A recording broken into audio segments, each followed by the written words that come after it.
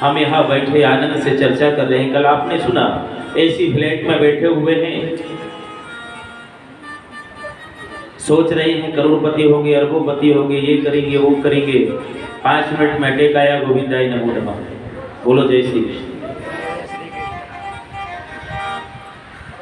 यहाँ पर आत्मदेव नाम के ब्राह्मण को संत ने कहा, चलो तुम्हारे एक संकट को मैं दूर कर देता हूँ।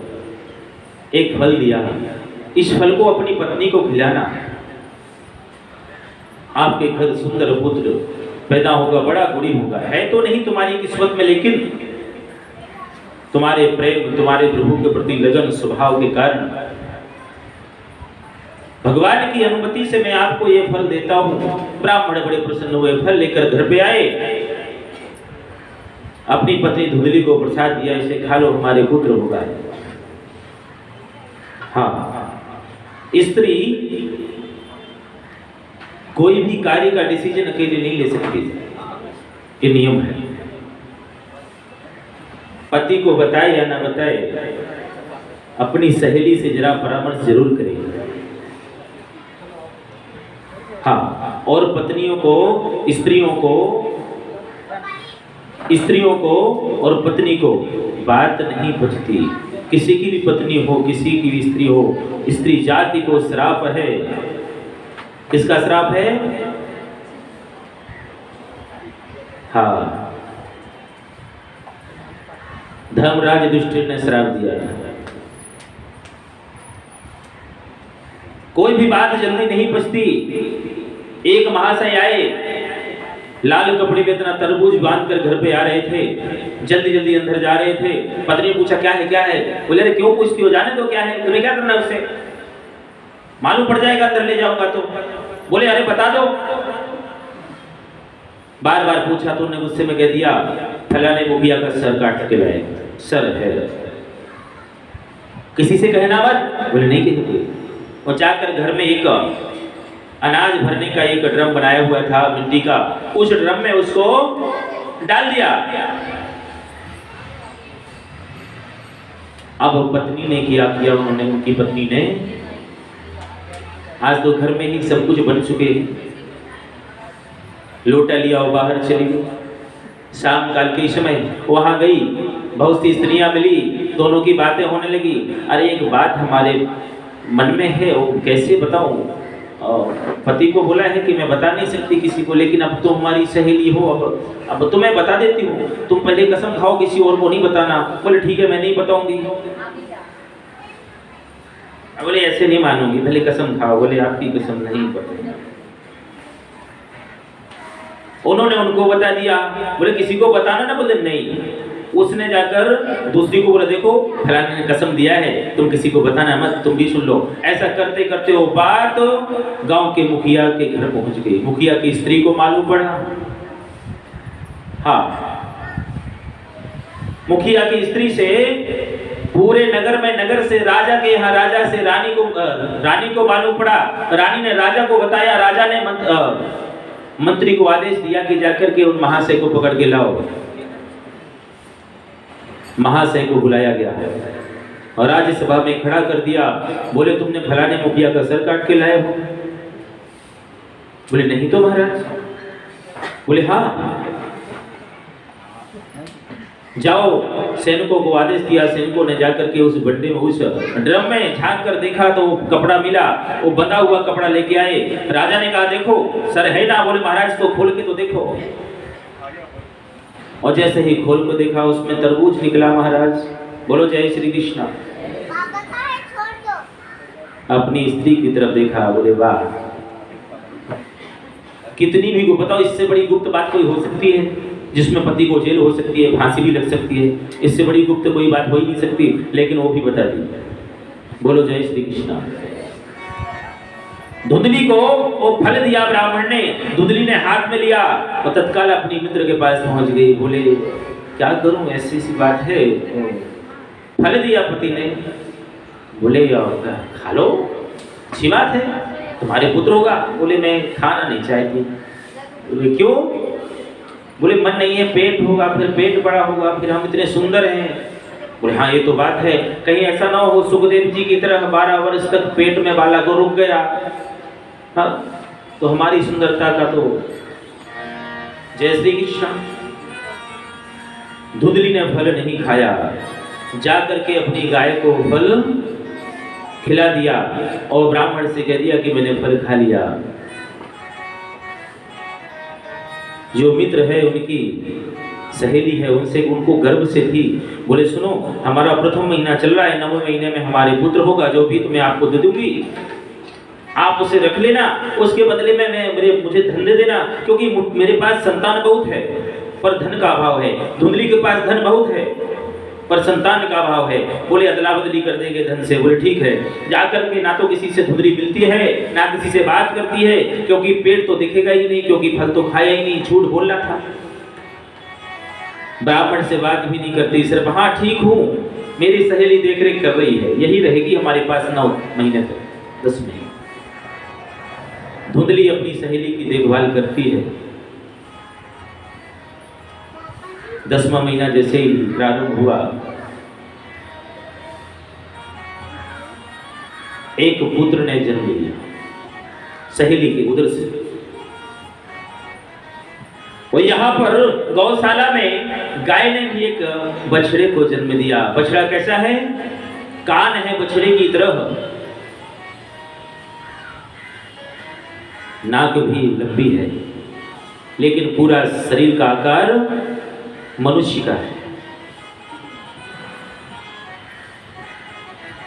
बोलिए गोकर्ण भगवान की जय। अब दोनों पुत्र हुए। यहाँ पर बछड़ा ने, गाय ने भी सुंदर बछड़ा दिया पुत्र की तरह, और धुंधली के भी पुत्र हुआ। आत्मदेव को कोई गोद नहीं था, वो क्या रहा है। धुंधली ने बहुत सारा धन देकर अपनी सहेली को विदा कर दिया, वो अपने घर चली गई। अब दोनों पुत्रों का नामकरण संस्कार हुए। बड़ी धूम हुई, बड़ा उत्सव मनाया गया। समय के साथ दोनों पुत्र बड़े हुए। धुंधकारी का कार्य बड़ा उल्टा है, विपरीत है। गांव से, घर से बाहर निकलता, गांव के छोटे छोटे, उससे छोटे जो बच्चे मिलते उठाते, उसको उठाता और कुएं में फेंक देता। किसी का गला पकड़ के दबा देता, मार देता। और गोकर्ण अपने पिताजी के साथ में अच्छी बातें सीखता, पुराणों की कथा सीखता, मंत्र सीखता। गोकर्ण अच्छे मार्ग पर चल रहे हैं। धुंधकारी गोकर्ण पंडितो ज्ञानी, धुंधकारी महाखला। खला मतलब होता है राक्षस, दुष्ट। समय के साथ दोनों बड़े होने लगे। नामकरण संस्कार तो हो ही गया था। ब्राह्मण ने अपने गोकर्ण का नाम रखा, गाय के बछड़े का नाम रखा गोकर्ण। और जैसे ही धुंधली के पुत्र का नाम रखने लगे, धुंधली बोली नहीं, आप हमारे पुत्र का नाम नहीं रखोगे। बोले क्यों? बोले जो हमारे पुत्र का हमारे जैसा ही नाम होगा। बोले क्या? हमारा नाम है धुंधली, हमारे पुत्र का नाम होगा धुंधकारी।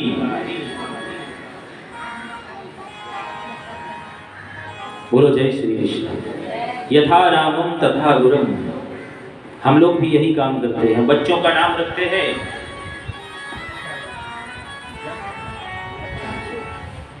नाम रखेंगे सत्यनारायण, बुलाएंगे सत्तू।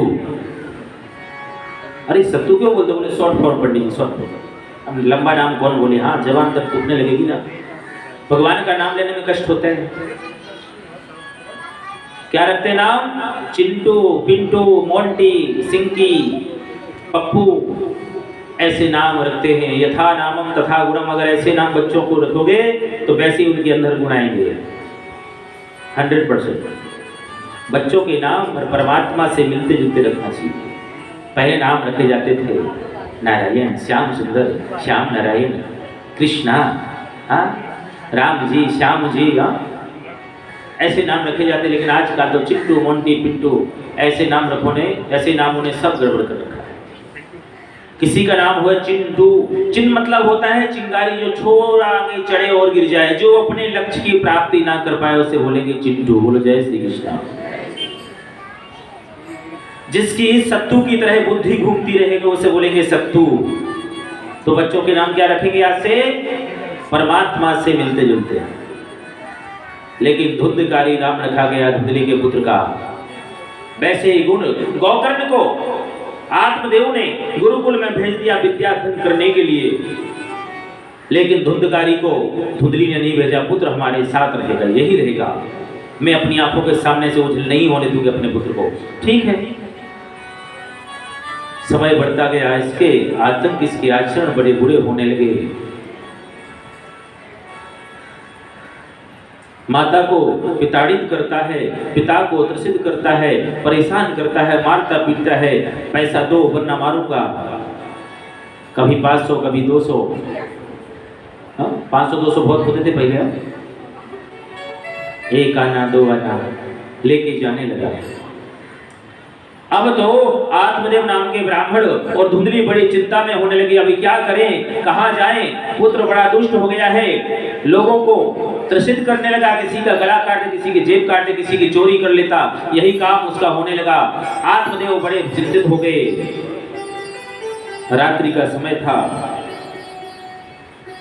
गोकर्ण पिता के पास आए रात्रि के समय, क्योंकि उसके जो आचरण थे बड़े बेकार थे, इसलिए दिल में नहीं आए गोकर्ण। क्योंकि सत्य का जो आचरण करता हो, अनुसरण करता हो, वो दुष्टों से दूर रहता है। पिता से मिले, पिता से कहते हैं, देहे स्थिमास रुधिरे विमितिन्त्या जित्वा जाया सुतादिषु सदा ममता विमुञ्च पश्यानि संजगदितं क्षणभङ्गनिष्ठा वैराग्य सागर रसिको भवभक्तिनिष्ठा। हे पिताजी, यह शरीर देह अस्थि रुधिर मांस का बना हुआ है, इससे प्रेम मत करो, सब कुछ छोड़ो, परमात्मा का भजन करो। कौन किसका है, किसके लिए है, ये सब नहीं। कल कोई आपके पिता थे, आज तो किसी के पिता हो, कल वो किसी का पिता बनेगा, कल किसी और का धंधा आज हमारा है, कल कोई उस पर आनंद करेगा।